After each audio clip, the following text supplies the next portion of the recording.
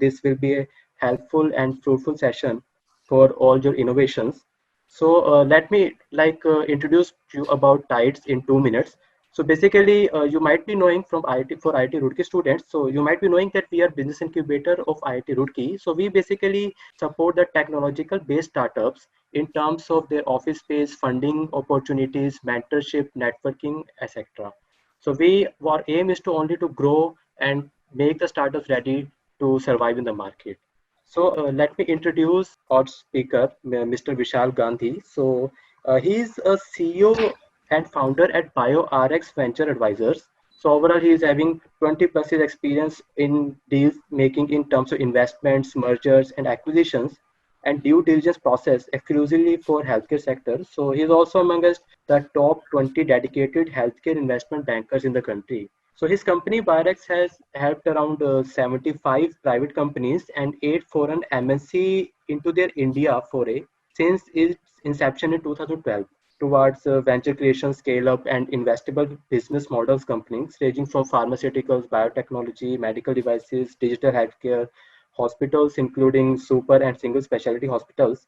So he has been offered coordinated business papers for his views given in superior understanding of the healthcare sector. So before founding his company, so he has had some senior position in Yes Bank, Ranbaxy, Onquest, and also Dabur Research Foundation. So Mr. Gandhi basically has a technical background. So he holds a master degree in biotechnology along with MBA from XLRI Jamshedpur. Mr. Gandhi is a member of various task forces of industry chamber, FICCI, CIA, SOCAM, and PHTCCI. Also, he has been mentoring startups and CEEE of IIM Ahmedabad and IIT Delhi for a decade now, and has been actively associated with many life science focused incubators and has a unique experience of policy advocacy and has contributed to first ever National Biotech Strategy document published by DBT Government of India through FICCI in the year 2005.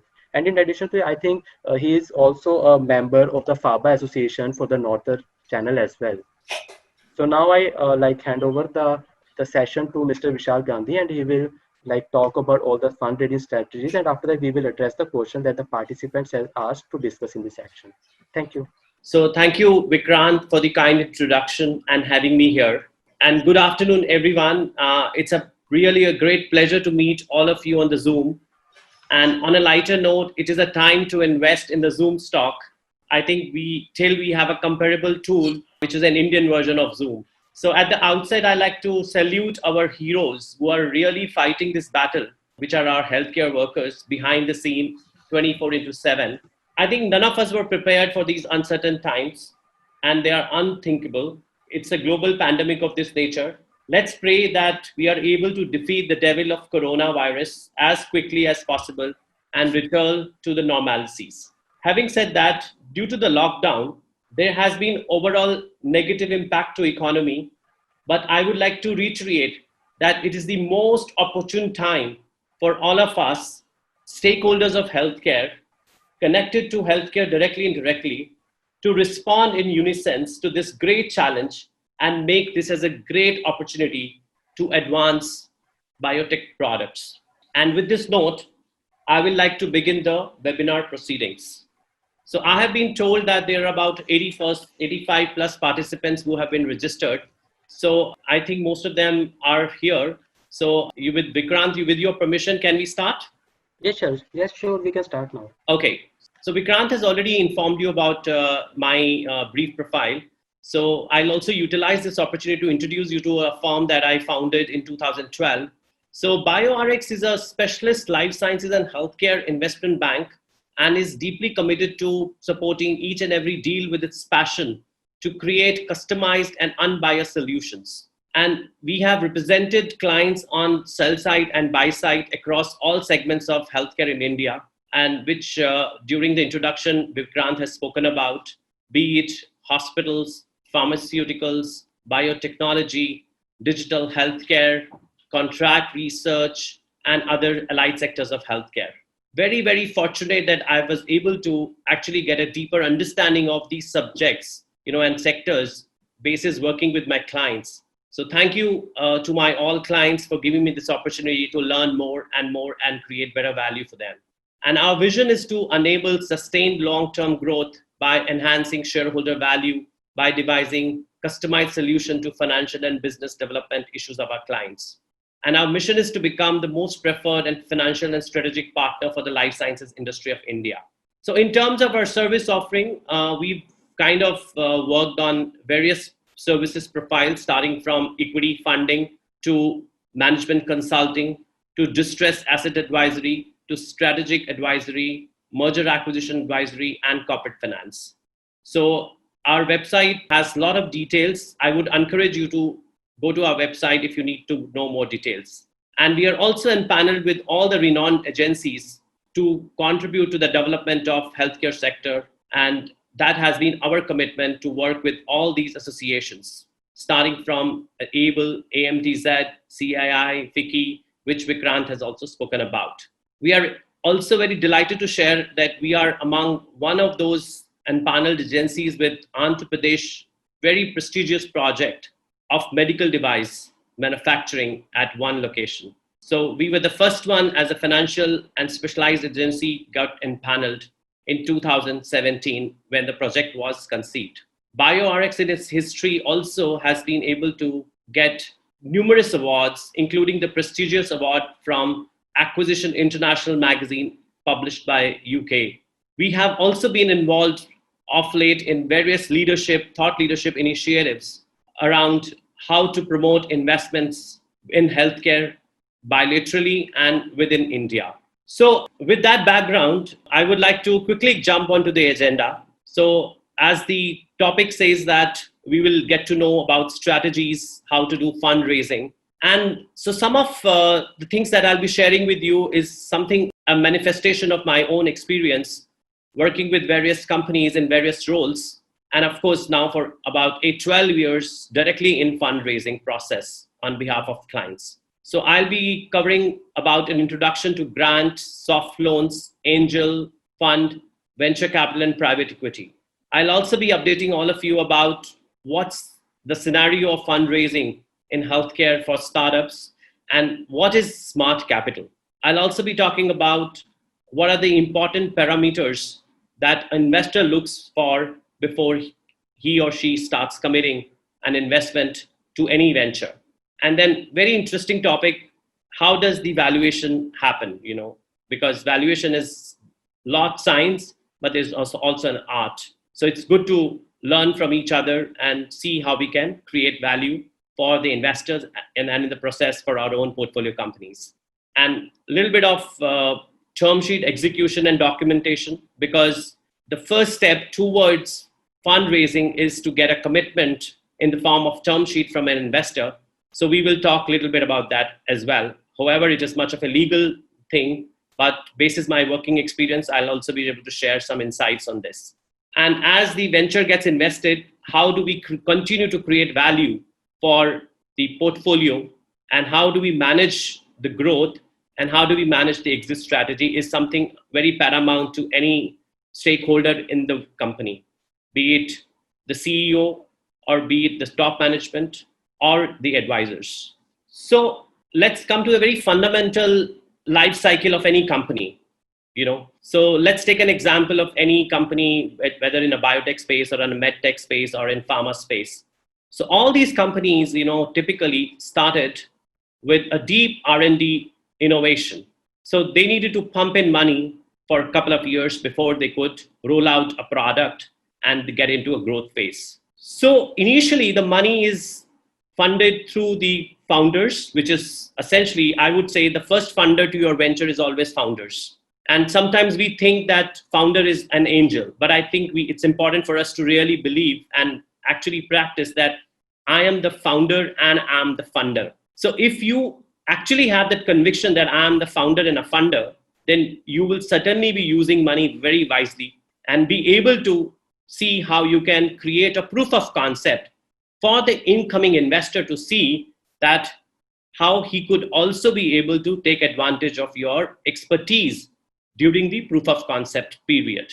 And of course, once you have exhausted your money or before you have exhausted your money, it's always good to go and raise money from angel investors, grants, And I would say that for a sector like healthcare and biotech and pharma, we are extremely fortunate that we have a department of biotechnology, their arm called BIRAC, and I have been directly involved with the process. And I have seen the commitment that BIRAC has made to promote biotechnology startups in this country is phenomenal, is like something unparalleled.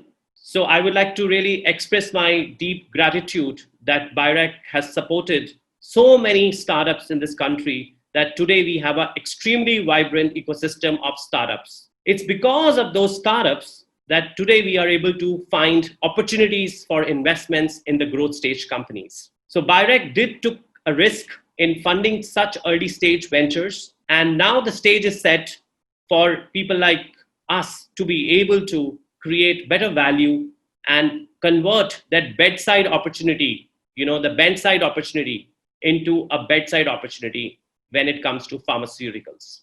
So once you have raised money from angel investors and it's exhausted, the next level of growth will only happen through the VC funding or a corporate investors, and or I would call it smart capital. So smart capital essentially, a capital which is smart because they can contribute to the growth of the company directly, indirectly, in the areas which the core team is not expertise in. So I have seen lots of startups, they do not have go-to-market strategy. So how these startup capital, providers can help them create not just capital, but also give them a go-to-market strategy. There are many other value additions that a fund can add to the growth of the company.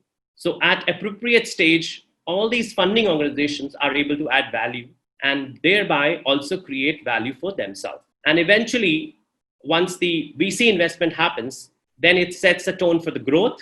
And then after a couple of years, when the growth is achieved and it's plateauing, it enters into the maturity phase. And that's where one can use the route of debt funding. One can use the route of IPO. And of course, now you have SMEs IPO as well, and one can raise money. But it's tough to raise money through SME IPOs, whatever basis my small experience I've heard from many colleagues of mine. So it's very important for us to understand this life cycle, So from idea incubation to growth capital. So you need to strategize and approach the right set of investors at a right stage. Because if there is a mismatch, you will not be able to get to the right results that you are hoping for. So I would say that one must know some of these facts before fundraising. So you must research your investors before going for a pitch. So I have seen that people do go for pitches. There are lots of pitches competition, business plan competition happens. But it's very important for all of us to understand that what venture I am in, what kind of people are looking at investing in those ventures. And it's very, very important that not all the investors are same, So it's very important to understand the credibility of the investor and how well they have been able to add value to their existing portfolio. So some of these investors, their websites are pretty informative. It talks about the portfolio companies. It talks about the exits that they have done. It also talks about the value addition they have done to various portfolio companies. So please do lots of research before you seek an investment from a right investor. So right investor for your right business model is very crucial. Then, of course, it's important to sell your idea in no time. So if you can't make an elevator pitch, if you can't tell your idea in 1 or 2 minutes to the prospect investor, I think one needs to learn how to actually convince, and one needs to understand how to sell your idea in no time. Because most of these investors don't have more than 3 minutes patience because they see 30 business plans every day. And they can connect to the bigger picture and a smaller picture within 3 minutes. And I have seen in my own experience that there are times where people make business plan presentation and just for 3 minutes, they are on the same slide, which essentially is nothing but an opportunity. So it's very important to talk only in 3 minutes, your value proposition and how you think that you will be able to accomplish that through your venture. Whether you want to talk about your team, whether you want to talk about funding, whether you want to talk about strategic alliances that you're seeking for. But I think it's very, very important that you should be able to sell your idea in just not more than 5 minutes. Of course, as I said, that one needs to avoid long presentations, because if you know what you're doing and why you're doing, and if the purpose and a mission is very clear, I think it shouldn't really be taking long time for you to actually convey your story to the investor. And of course, I have seen that, we always talk about financial forecast, which is very important because that's what investor would look for.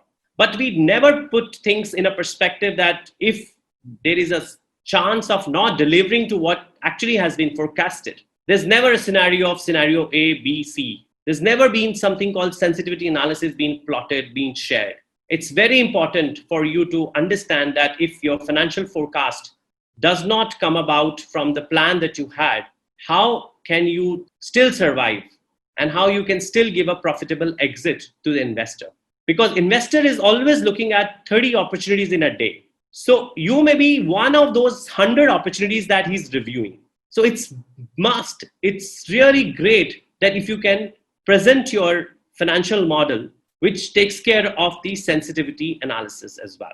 Then of course, as I said, if you do good research, you must identify the set of investors or advisors that you want to work with.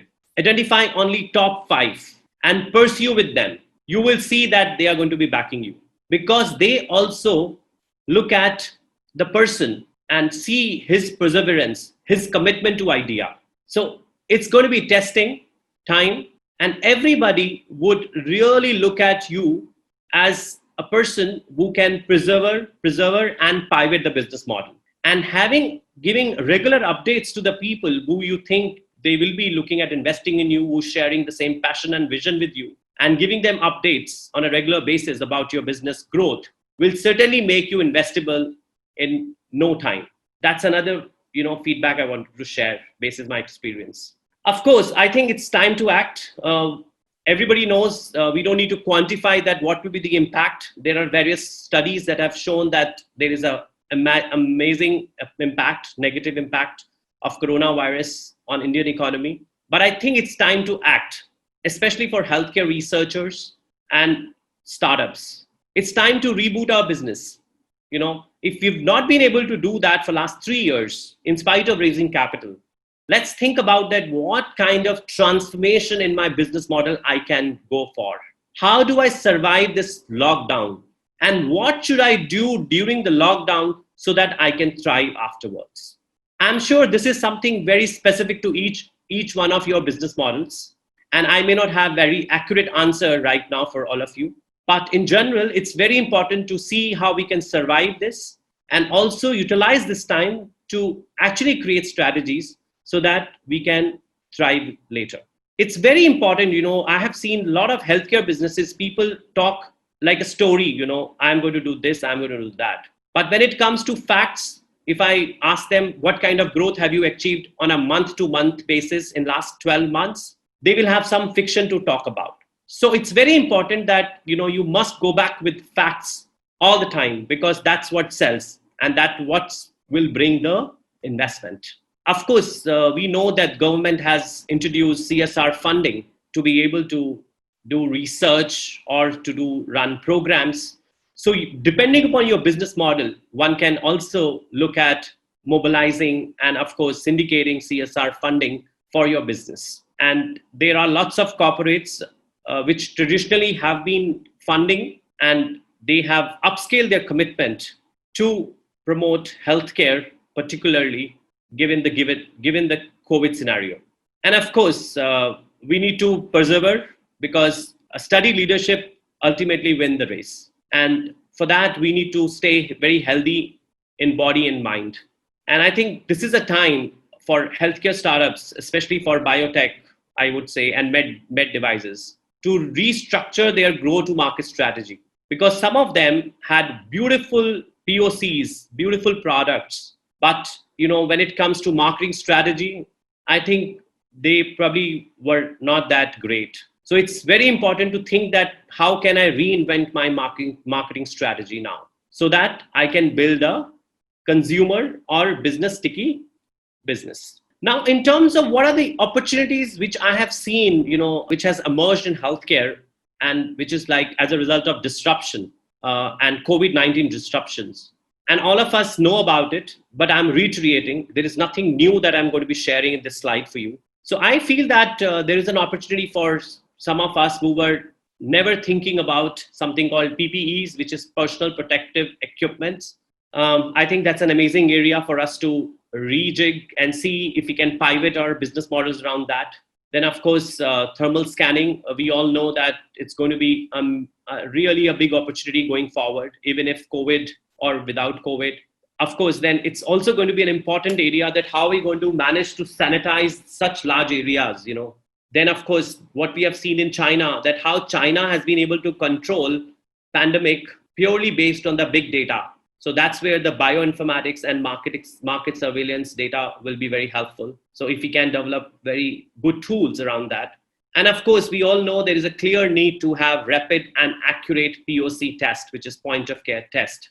And some of these tests have been already introduced. And I can recall a company called MyLab, which has done a fantastic job, but a long way for us to be able to match to the needs of this country. So there's a huge opportunity for us to reinvent and create a better point of care test, which is more specific and more sensitive. And of course, this is the time to use tools like artificial intelligence and Internet of Technologies to basically enable contact lens entries, which we never thought that in India is going to be the reality soon. But I think COVID has presented this challenge. And so I think IoT-based solutions for contactless entry is going to be a big opportunity moving forward. Of course, we have also seen that traditionally medical devices in India have been all imported. But this is the time now that ventilator and oxygenators can be produced by Indian companies utilizing Make in India strategy. And I have seen companies who are remotely connected to even healthcare, they have actually been contributing to development of ventilators. And namely a company like Mahindra, which has been in the news, a company like Maruti Suzuki, utilizing their engineering and design skills, and they have come up with the ventilators.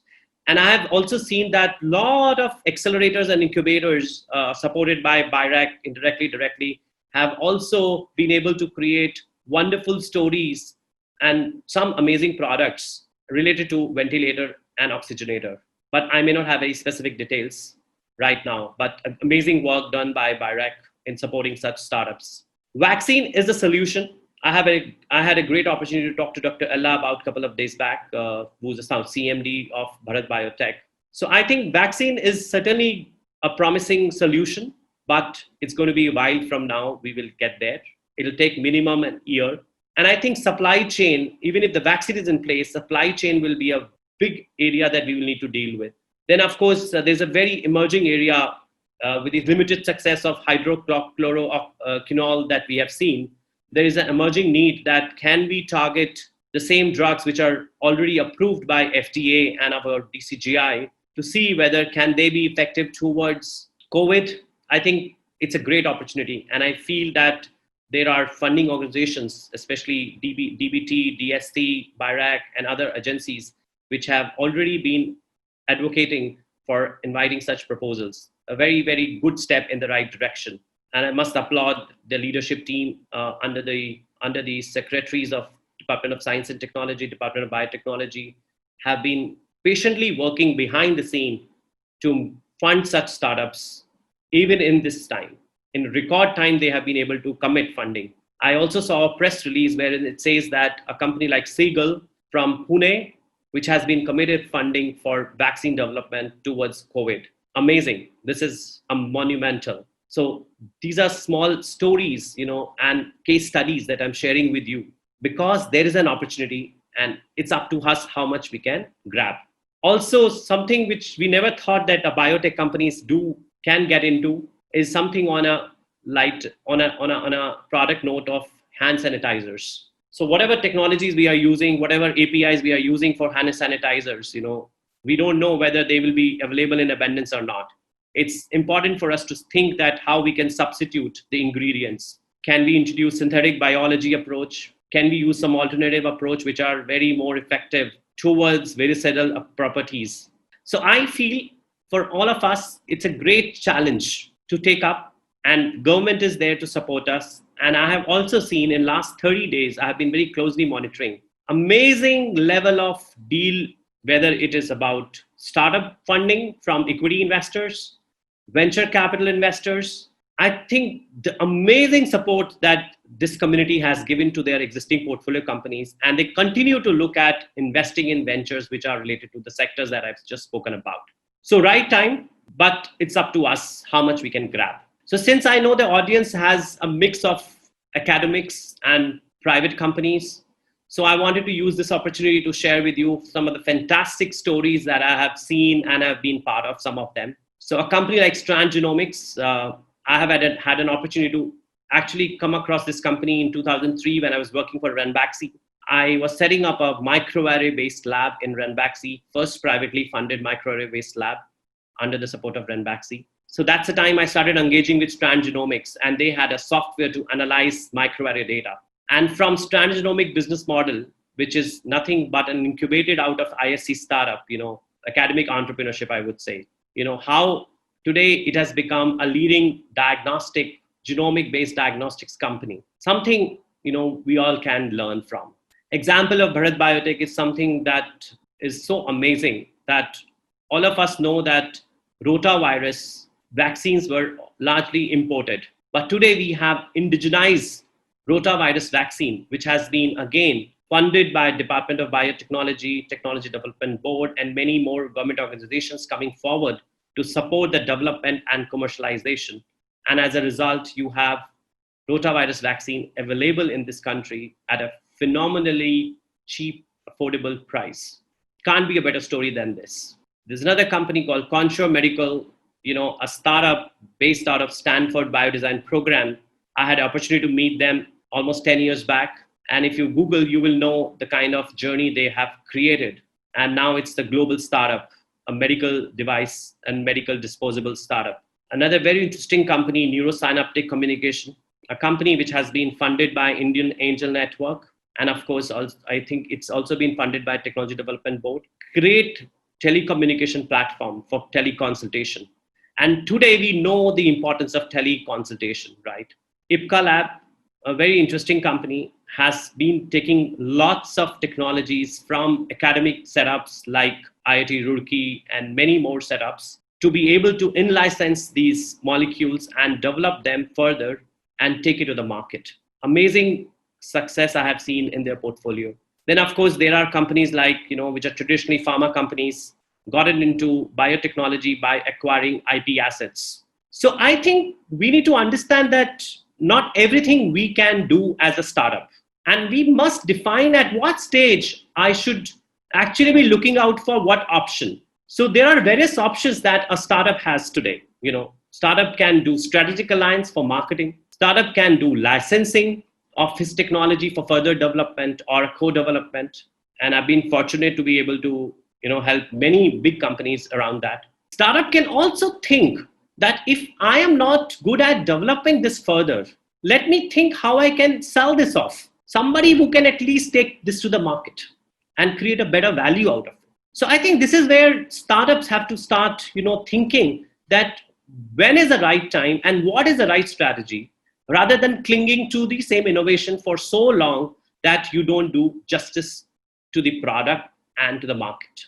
And of course, you don't contribute to the bioeconomy. So being biotechnologist, I have been having a great opportunity to be able to review some of the best biotech companies in the world in the last 20 years.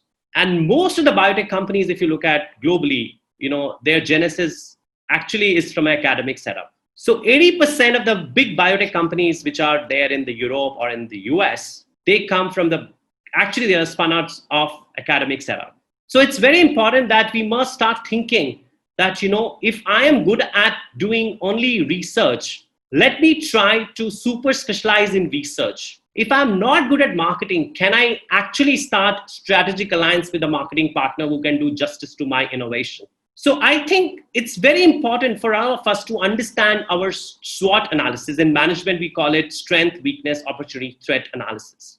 And this is where I feel, with due respect to all the innovation which has happened in this country, and of course to the wonderful scientists we have in this country. But, we haven't seen many impactful ventures in this country which has reached marketplace and created a market where the product actually has 70% market share today even in our own country. There aren't very good number of examples. And I would like to throw this challenge that can we create, utilizing this COVID opportunity, a wonderful product like an Apple, no matter what, whether it's an expensive or not expensive, all of us would love the experience that Apple offers. So can we create Apple of life sciences in India? I think that's the promise that all of us should make in the ecosystem. And we have that ecosystem and we have that support. The best part is that, we have Department of Biotechnology in this country that is so forward looking. So we need to make an impact in the market. Scientific innovation will only be limited if it doesn't reach market. And that's the bottom line. And that's the message I want like to deliver all of you. So I think it's a tough time, but I think it's time for us to be brave. It's time for us to treat our customers, our partners, our funders, and our team members, more particularly, with empathy to build the trust in your leadership, in your brand. And I think with this note, I would like to hand over back to Vikrant. Thank you everyone for the patient listening, and over to Vikrant. Thank you, Vikrant. So thank you so much, Mr. Gandhi, for sharing your views and guiding all of the participants. So now I think we have received some of the questions from the participants earlier. So we will be discussing them. So I will just read the question and we will discuss it on this portal now. So Sure. the very first question is, what is your take on partnering with a big company, like example using their CSR to help biotech startup scale up? So if it is a good prospect, what are your tips regarding ensuring startups' interest? Sure. I think it's a wonderful question, need of the hour. As I also said that CSR as an opportunity one must tap. So I would break this question into two questions. So my take on partnering with a big company. Now, big company is a relative world. So I would say any company bigger than one size, which is your own size of a company, is a big company. So I would assume that, and basis that I will be able to answer the question now. So it's important that we must do, like the bank does something called KYC. When you open an account, bank wants to know the customer. So in the same way, you must also know that which company am I getting into partnering with. And also I must do the KYC of that company. And you will be able to get the answer. Talk to 20 people who have directly, indirectly worked. Talk to their employees. Talk to their ex-employees. Talk to the people, in your network about the company that you intend to partner with. I think there is no other solution other than doing this homework yourself. And of course, we are there. People like us are there to enable such, due diligence. But I feel that the founder himself needs to actually take this forward. And the second part of the question is about, how can we use CSR? Now, if you look at, CSR is relatively is a very new thing for India. And I think it's just about 4 to 5 years back that this guideline, and of course, it became a kind of a restriction to fund companies, through CSR mode. But I feel that CSR is still a very strategic branding opportunity for most of the corporates. So they are not really very much interested in funding startups. This is the bottom line I would like to share, but they are very keen on funding incubators. Because if they fund incubators, they will be indirectly able to fund the startups. So I feel the right structure between the CSR funding for incubator and incubatee, unless there's no great framework, which is something which one can replicate, and Ministry of Commerce and Ministry of Corporate Affairs has a buying into that, it will always be tough for companies to raise decent amount of CSR funding. And CSR funding has its own strengths. It has its own, I would say, value proposition. And of course, which company CSR also matters. But I would say that, it's not the great thing to continue banking on the CSR as a funding strategy. Maybe if your product fitment is there with money of the company where philosophy matches, it's a good idea to just go and explore. But when I say CSR right now for COVID, I think that's another different opportunity and context I'm talking about.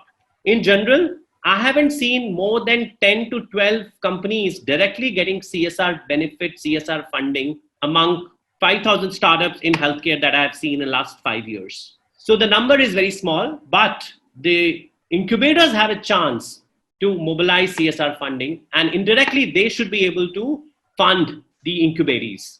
So I hope that addresses your question. And in case if that doesn't, you please feel free to reach to Vikrant or to me on my WhatsApp.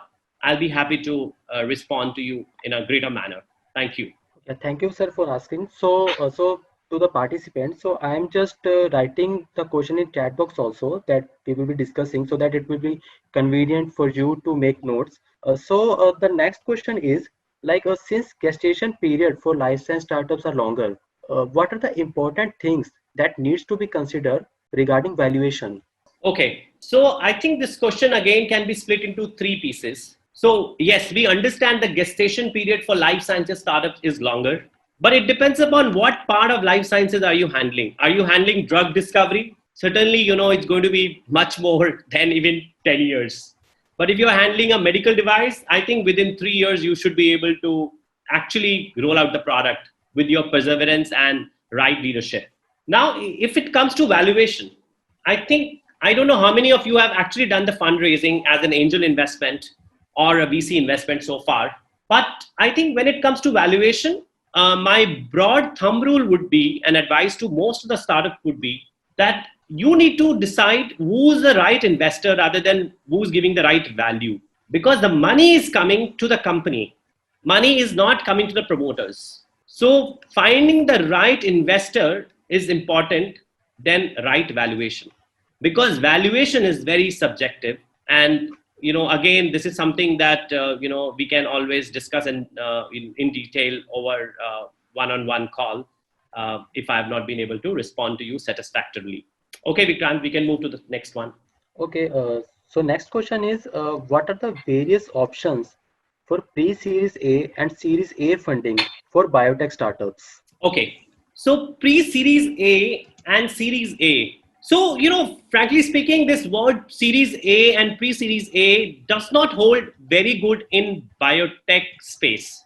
This is my own experience. I could be wrong, but I think it's important to really define the right stage of the cycle for your own venture, not through the conventional e-commerce way, where this word like pre-series A and series A comes in. But I think it's important for you to actually define the need that you would actually need to take the milestone A to milestone B and milestone C. So you need to actually carve out your milestones and then seek funding for each milestone. There is no point for you to seek funding for all the milestones together. One is that you will not be successful in raising that capital. Secondly, as you grow up the value chain from a milestone A to B, your valuation will also go up. And as the valuation will go up, you will need to dilute less. And as a founder, it is very important that, if the company goes for a maturity phase, and I'm sure with your determination, it will. At least as a founder, you should be able to hold significant shareholding, which should be more than 50% before you go for initial public offer. So I hope I addressed that question. But again, this is applicable for all the questions. If you need specific answers, I'm happy to get into one-to-one, or you could write to my WhatsApp, which has been also flashed, and or write to Vikrant. We'll be happy to do it. Yeah, and next question is what can be good funding offer for a startup and how do we analyze them, and what can be the best sources for funds raising during this critical issue?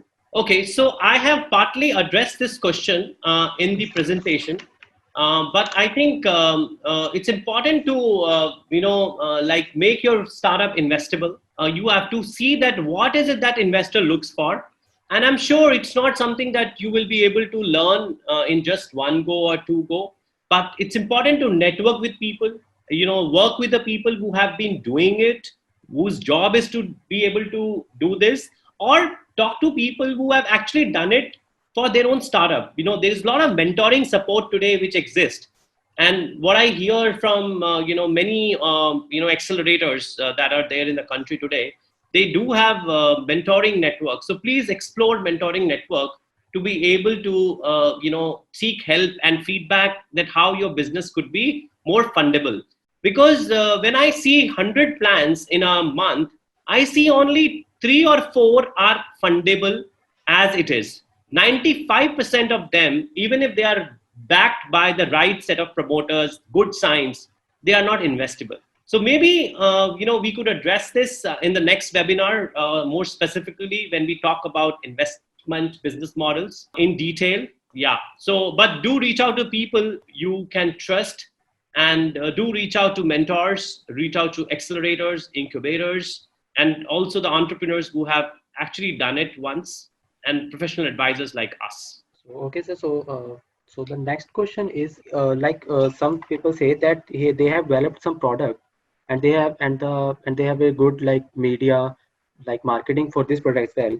So and also companies are contacting him to like so that he can give his products for the manufacturing. So his question is it important to have patent of all the products of a startup before we go for the manufacturing license application? Sure. I think it's a very wonderful question, and I may not have very accurate answer, but I'll do my best. So it depends upon at what technology readiness level are you at, and certainly makes sense to go for provisional patent.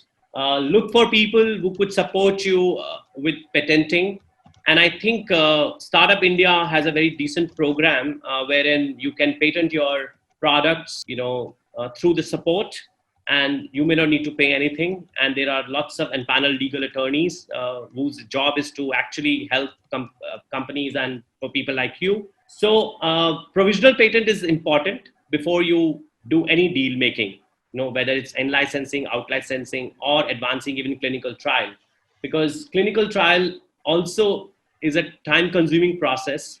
So I would say that it is important for you to patent, at least do provisional patent for your invention before you do anything significant further on from a marketing perspective. Okay, so I think we can move to next question now. So the next, this is a simple question, like it is which funding agency, say government or industrial, are better?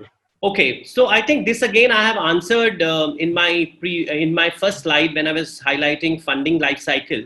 So certainly, given that we have amazing support that we are getting from government today, and that's the risk support that we are getting, and so I think we must leverage on that. And in case if we are not able to leverage on that, then we must think that how we can make our proposal better, because sometimes, people who are appraising the proposal, they may not be able to connect to the bigger picture that you are trying to solve. So it's very important for you to do research and put the perspective in such a way that you become fundable. Because if government agencies are not able to see the value in funding you, it's important for you to, either look at what is missing, and also, seek their support in making it better. And so it depends upon the stage. So I would say if you are in a early stage, very, very early stage, government funding is the best source. And that is what has been the evidence. And I think that's the support that government provides.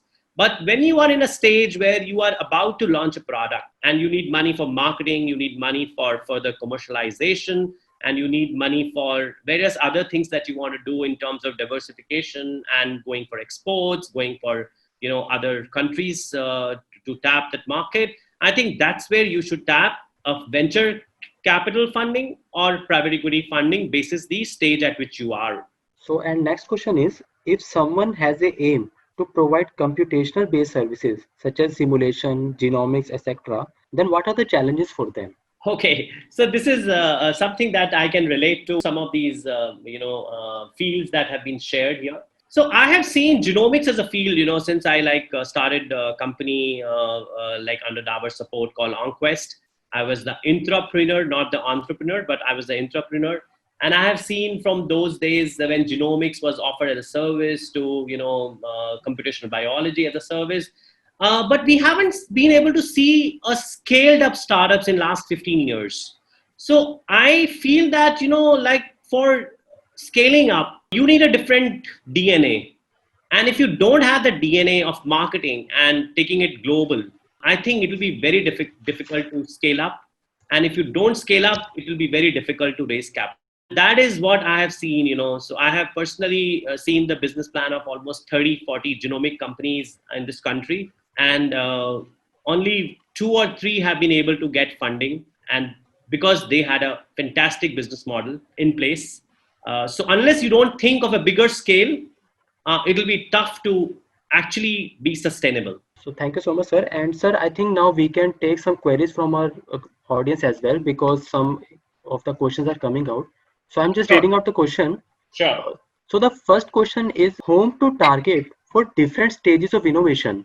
Idea followed by POC, idea with in vivo test, idea after clinical trials. Sure. So I think anything before clinical trial, we must target grants and the support which is given by the government indirectly, directly, and of course, I think that's the only source which is available, at least in India, because in India, whatever drug discovery startups have been funded early stage, it hasn't generated better returns for anybody. So it's unfortunate that we don't have much private support coming in at that early stage, and that's the reason precisely that government of India, which is DBT, and of course other departments have come forward to fill that gap. And so we must capitalize on that.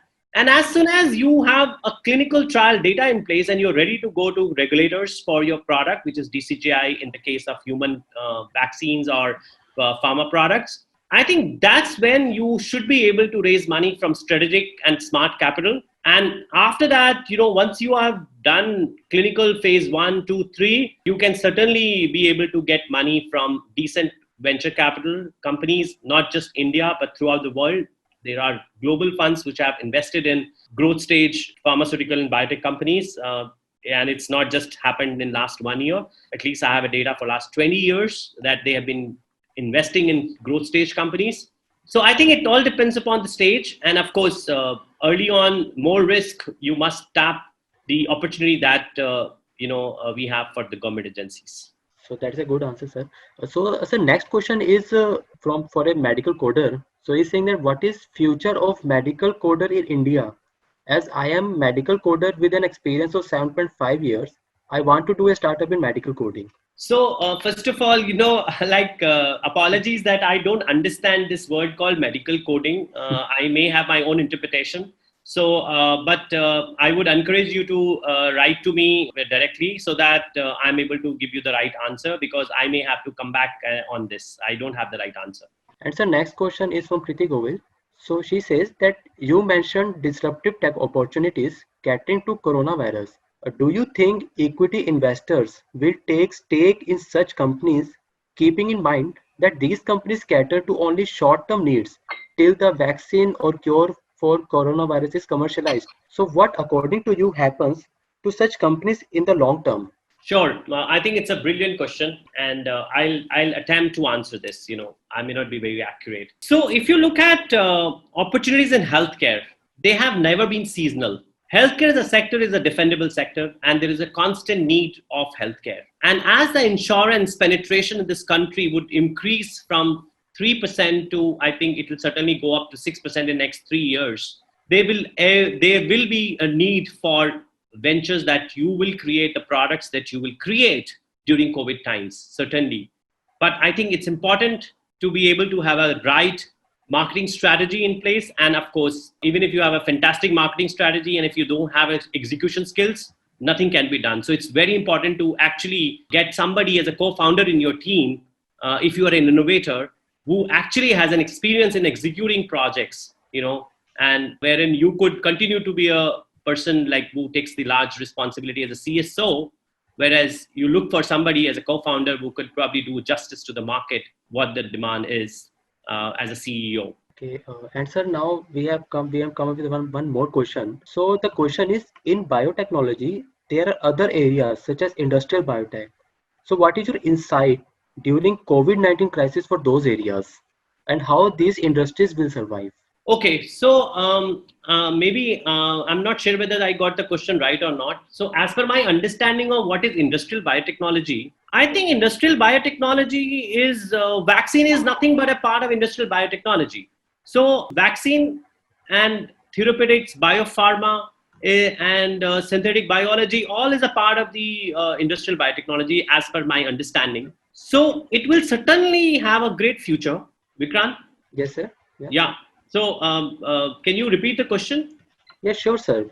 I can. So the overall question is, in biotech, there are other areas such as industrial biotech, which is, so what is your insight during COVID-19 crisis for those areas and how these industries will survive? So I have responded that to me and my understanding, to my best ability, industrial biotechnology is nothing but production of utilizing fermentation technologies. So you will need fermentation technology for for vaccine development, for biopharma development, for diagnostic development. So I think it's a great opportunity and a great upside that I see. So no need to worry. If you are investing in industrial biotechnology, you are on the right path. Okay, and sir, there's one more question. Beyond conventional fundraising during this current disruptive phase, so can we see innovation as a major driver for emergence of existing and new startups? So, uh, Okay, so I'll attempt this. I'm not sure whether I'll be able to give the right answer. So I think necessity is the mother of invention. So if you look at all the disruptive innovations that we have seen in the world, right, starting from Thomas Edison, so they happen during challenging time only. So I am very optimistic that something great would also come out of this. So it's an opportunity for us to really look at very positively and respond as a healthcare researcher, that what can I do that people will remember my contribution forever. And it's time for me to contribute to humanity. Thank you. and sir, we are like, I think now time is up. So we are just considering last question. So the question is, universities are now reviewing their academic policies and IPR policies to nurture spin-offs and spin-in companies. So what sort of support a incubator should consider in life science startups before incubating in their like setup? So Vikrant, can you please repeat this? I Sure, didn't sir. get it. Sure, sir. Universities are now reviewing their academic policies and IPR policies to nurture spin-offs and spin-in companies. So what sort of support a incubator should consider in life science startups before incubating in their startup? Okay, so I think when a person or an innovator looks for getting into incubator, I'm sure they look at each part of incubation services, and IP is also one of the kind of service that most of the incubators that I have interacted, like almost 200 plus incubators I have interacted in last 4 years. Most of them do say that they provide patenting services, and I'm assuming they have IP policies.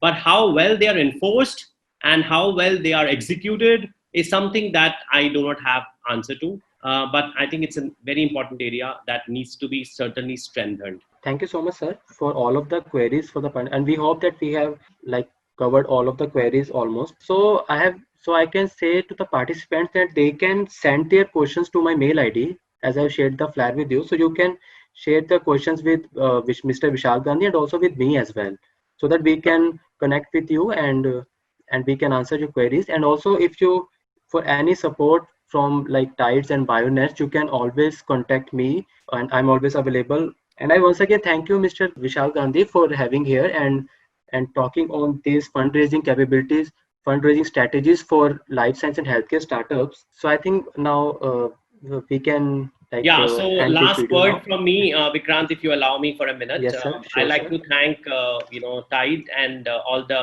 audience for patient listening. And on behalf of Team BioRx Advisors, I would like to express my sincere appreciation of the time we have shared with you today. And we look forward to continuing this relationship with you in the future. Last but certainly not the least, we wish you, your teammates, family, and loved ones to stay safe in the current corona pandemic. Thank you once again. Thank you so much, and thank you for to all participants for taking their time and their interest in this webinar. So thank you so much.